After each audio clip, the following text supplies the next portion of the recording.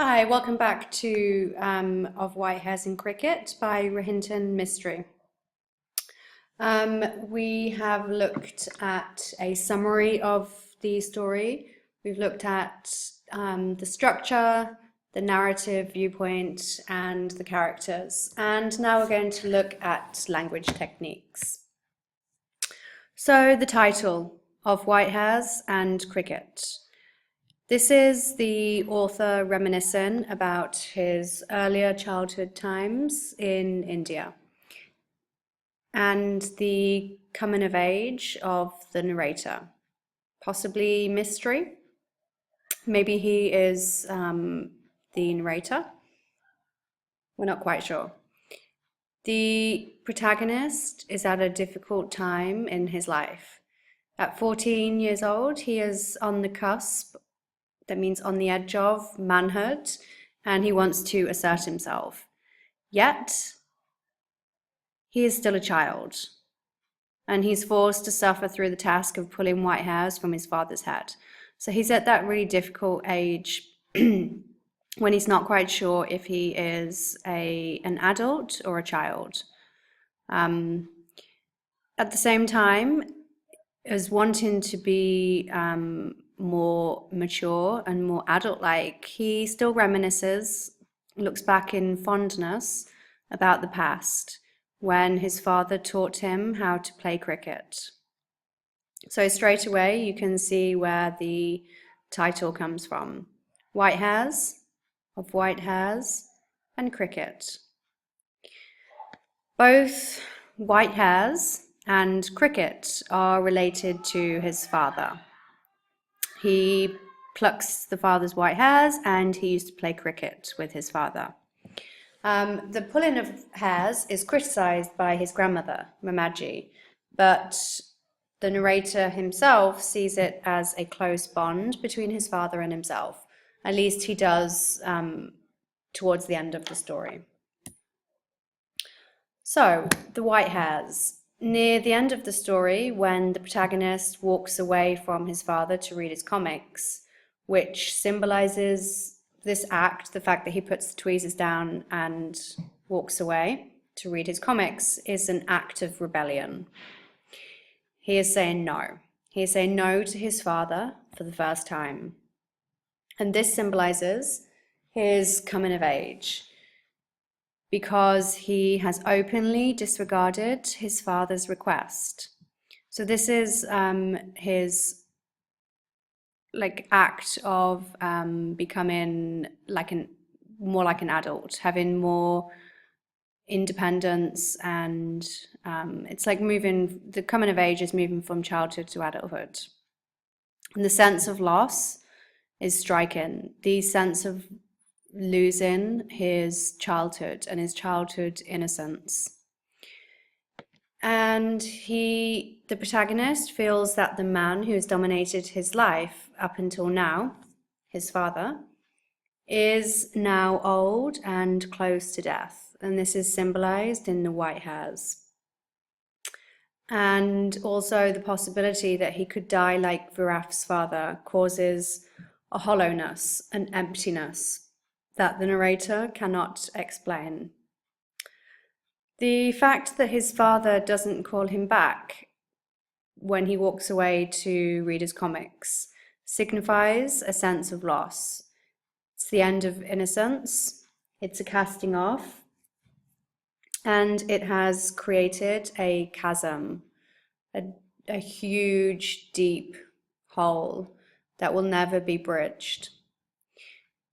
In this sense, it's almost as if the bond between them has died, or at least changed significantly. And the cricket in the title. Well, it was his father who taught him how to play cricket, and it was one of the few things that the protagonist was actually good at. However, the last time that the mention of cricket the last time that the game of cricket was mentioned in the story, the father, who usually played cricket with the boys, sits on the mound and watches with a faraway expression on his face. The sense of loss is probably felt both ways here. Privately, the father realizes how old he's becoming, or maybe also the fact that he has not amounted to much and has lost favor with his son. And the son probably senses his father's age as well and the frustrations, and feels that his hero is now lost to him.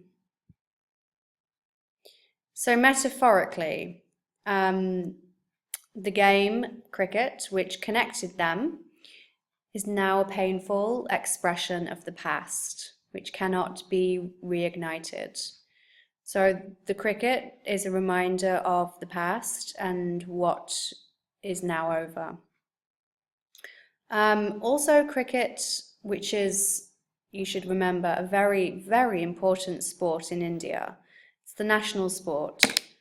And it will be lost to him when or if he moves to America, like his father wants him to, because they do not play cricket in America. So some personification that we can see in this story. The area where he lives, the description of it is sleeping streets, and it depicts or shows how quiet the area is. And it adds to the calm, quiet atmosphere and setting. White hair was trapped in the tweezers. This helps the reader to imagine the white hair as a symbol of aging, and the being trapped part, which is the personification, shows that we have no control over this aging process. We are trapped inside it, just like the white hair is trapped in the tweezers. They clattered against the table. The tweezers clattered against the table. This is his moment of epiphany. Epiphany means a sudden realization about something. Also, so the epiphany is when he suddenly realizes that everybody is going to die, that death is going to come to us all. Clattered is onomatopoeic, which means that it sounds like the action. The word sounds like its action. And it's like clattered. The banging sound is used to emphasize how quick, how sudden, how shocking this epiphany was. The tweezers clattered against the table. So, the epiphany. His father is growing old, and just like Viraf's father, he will eventually die. This is shocking. A shocking, sudden realization to the protagonist. In fact, he needs his father to ask him to continue plucking his hairs, because if his father does that, then the protagonist can pretend it wasn't happening, that his father is not aging. If he keeps plucking the hairs, then he will not have white hair, and it's like he's not getting older. That is an example of how he still acts like a child. So he wants to stop the passing of time because part of him still is an innocent child.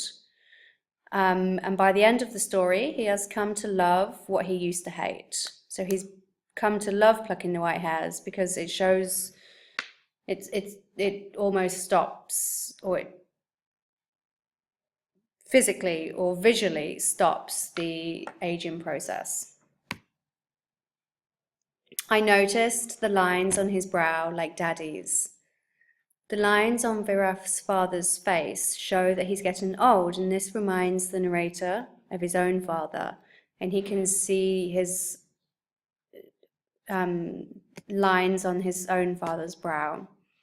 And again, he's scared of his father aging and then dying, and he wants to do anything to stop this. Note also the use of the word daddy, which shows how young he is. How tired he looked and how his shoulders drooped.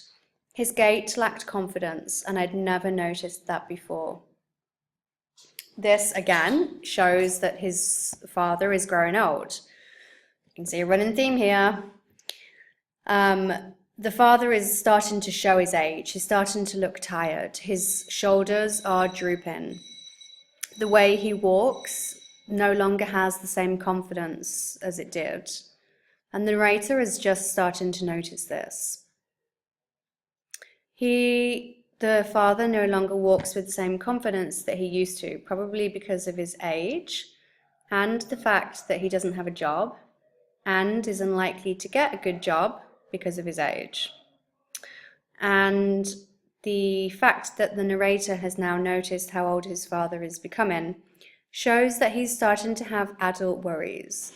He's starting to move away from being an innocent child, and he's starting to worry like an adult does.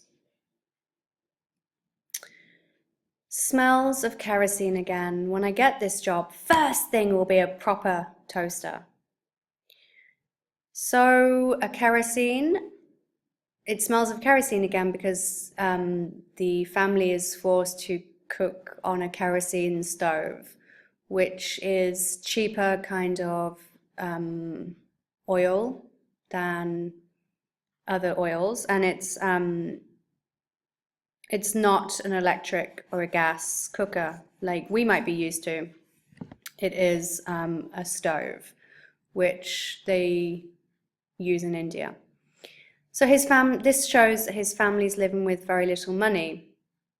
And the word kerosene is used to show this or portray this. The mother is cooking on a kerosene stove, which is very cheap and poor quality. I've said mother, the story says mother because India is a patriarchal society where the woman would have and does cook and clean, even though the father has no job. So the father has no job, and therefore life isn't easy for them. They have very little money. They're living in poverty. But the father does dream of getting a job, and he plans for what he'd do if he is successful. And he would buy a proper toaster so that they can have nice toast. However, the mother loses hope because again and again and again he's not successful. The fact that the father stays optimistic, and we can see this when he says when I get this job, not if I get this job, shows that he has hope for a better future for his family. He stays positive and optimistic. And as is typical in many Indian families, education is all that he wants for his son. He wants to send him to America to get a good education. Something, remorse, maybe pity, stirred inside, but I squashed it without finding out. The narrator is removing the white hairs because he is denying his father's aging. He feels depressed about these changes. He is no longer playing cricket. He is instead plucking his father's white hairs, and he feels sorry for himself about this. He compares himself to his friends whose fathers are also going grey, yet they don't have to pluck the hairs, and he wonders why. He wonders why his family are different.